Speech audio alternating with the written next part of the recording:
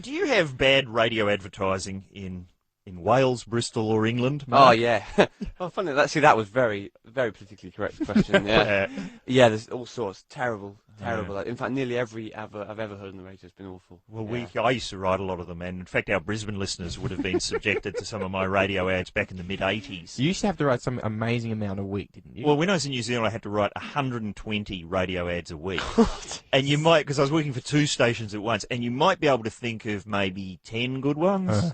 And then you do about 40 where it's just thinking about carpet. Yeah. And then another one. Even 40 bad ones about carpet would stretch me, I think. I literally wouldn't be able to write the word carpet anymore. It was exhausting. God. But one of the phrases that we used to, when you couldn't think of an idea to start an ad, I would always start with the phrase, "There's never been a better time." Ah, yeah. So you go, "There's never been a better time to talk to your bank manager." That's true. "There's never been a better time to install some carpeting."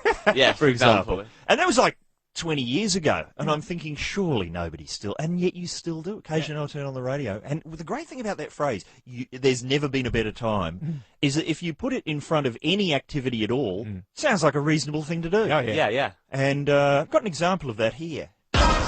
There's never been a better time To dishonour a cheque to a needy cause. To put the bins out in the nutty. To offer a spiked drink to a passing triathlete. There's never been a better time Let one go in the presence of royalty. To gape in wonder at a fat man's buttocks. To harbour an unwarranted grudge against a small child. To make a plaster cast of your own genitalia and post it to Peter Costello's electoral office. There's never been a better time To apply for a bank loan in an unconvincing brogue. To arse around with fireworks in a presbytery. To leave an elderly relative in a remote location with a locked mobile phone. To purchase a brown 3-piece corduroy suit and get around town looking like a puff. Try and get out of jury duty by pleading erectile dysfunction. There's never been a better time Teach your dog to evacuate itself every time it hears Summer of 69 by Brian Adams. To attend a public reading by Peter Carey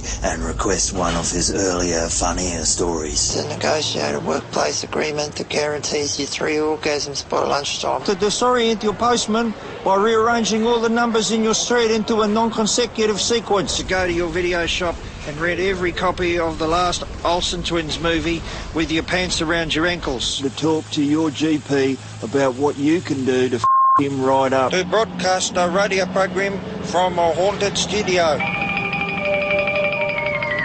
There's never been a better time To pay millions of dollars in bribe money to a Middle Eastern dictator. To join a lengthy queue at an ATM wearing a balaclava and carrying a shotgun. To steal a Mr. Whippy van and lead the police on an harrowing, if hilarious, chase. To fart in a bath and call it a podcast. To reenact the Commonwealth Games opening ceremony inside your pants. To rear end a booze bus and stagger from the wreckage shouting, "Me so horny." To stand in a freezing supermarket car park reading bull into a tape recorder. Me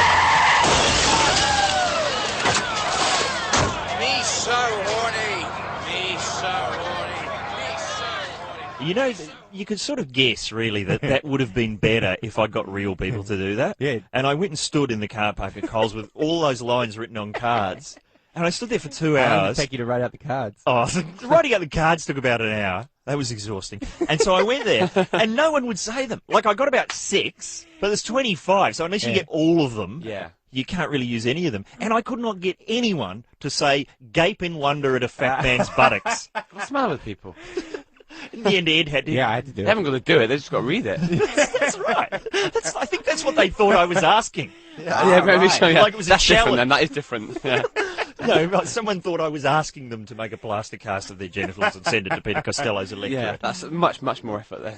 In the end, I just You've got to find out his address and everything. I just threw the cards down and I just stormed home and I had a tape recorder and I just did all the voices myself. I just went, bug you. So no one's going to say "gape in wonder at a fat man's buttocks." I'll do it myself. Although Ed did a very good job with his South African accent. Very, very good, yeah. Thank you.